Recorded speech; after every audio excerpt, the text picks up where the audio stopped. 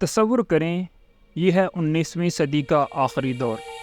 دنیا ابھی بھی اندھیرے میں ہے، سڑکوں پر روشنی بہت کم، گھروں میں موم بتی کی ہلکی سی جھلک ہے، اور دنیا کو روشن کرنے کا خواب ابھی بھی ایک سپنا ہے۔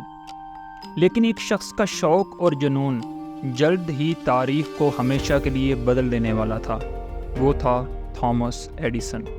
تھامس ایلوا ایڈیسن 1847 میں پیدا ہوا، اور وہ عام بچوں سے تھوڑا مختلف تھا۔ اوہایو کے ایک چھوٹے سے شہر میں پیدا ہونے والے ایڈیسن اکثر ایک کیوریس اور شور مچانے والا بچہ سمجھا جاتا تھا۔ صرف 12 سال کی عمر میں وہ ریل گاڑی پر اخبار بیچ رہا تھا، لیکن اس کا دماغ ہمیشہ کہیں اور ہوتا تھا، خیالوں کی ایک نئی دنیا میں کھو گیا ہوا۔ ینگ ایڈیسن ایک بیگیج کار میں کیمیکلز کے ساتھ ایکسپیریمنٹ کرتا ہے جو ایکسیڈنٹلی آگ لگا دیتا ہے۔ اس کا یہ پہلا تجربہ تھوڑا غلط ہو گیا تھا، لیکن یہ شوق، یہ تلاش صرف شروعات تھی۔ ایڈیسن کے پہلے فیلئر نے اسے روکا نہیں۔ جب تک وہ اپنے 20s میں تھا، اس نے اپنا پہلا پیٹنٹ فائل کر دیا تھا، الیکٹرک ووٹ ریکارڈر۔ لیکن اندازہ لگائیں کیا؟ کسی نے اس میں دلچسپی ہی نہیں لی، یہاں تک کہ لگتا تھا کہ فیلئر اس کی زندگی کا حصہ بن گیا ہے۔ لیکن ایڈیسن کا فیلئر کو دیکھنے کا انداز کچھ اور تھا۔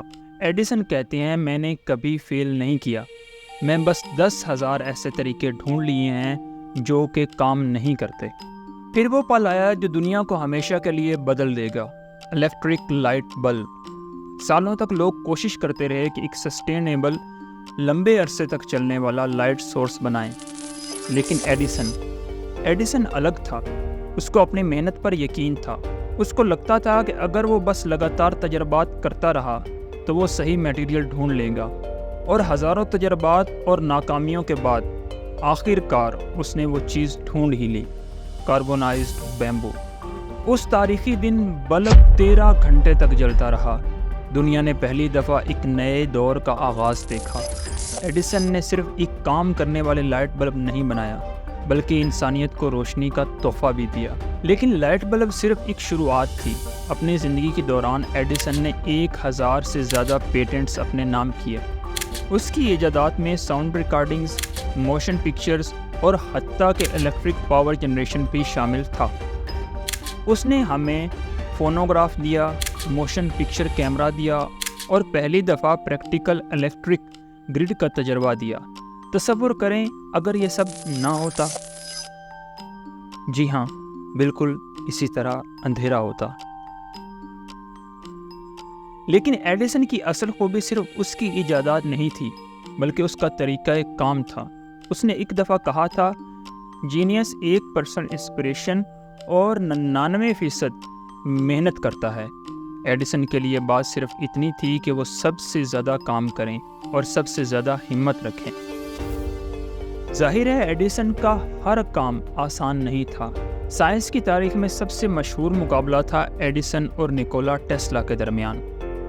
جب ایڈیسن ڈائریکٹ کرنٹ یعنی کہ ڈی سی کا حمایتی تھا، ٹیسلا نے آلٹرنیٹنگ کرنٹ یعنی کہ اے سی کو سپورٹ کیا۔ یہ مقابلہ دنیا کو وار آف کرنٹس کے نام سے یاد ہے، لیکن اصلی بات یہ تھی کہ جو بھی جیتا، فائدہ صرف انسانیت کا تھا۔ اپنی آخری زندگی کے سالوں میں تھامس ایڈیسن نے خود کو ایک لیجنڈ بنا لیا تھا۔ یقیناً اس کی ایجادات نے دنیا کو بدل کے رکھ دیا تھا، لیکن شاید اس کا سب سے بڑا ورثہ اس کی ہمت تھی۔ اس کا یقین تھا کہ ناکامی صرف ایک اور کوشش کا راستہ ہے۔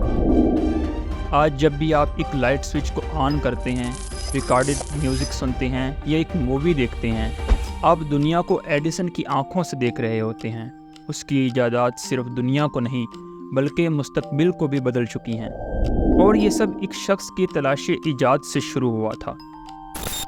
ہمارا سب سے بڑا کمزور پہلو یہ ہے کہ ہم ہار مان لیتے ہیں۔ کامیابی کا سب سے یقینی طریقہ یہ ہے کہ صرف ایک دفعہ اور کوشش کریں۔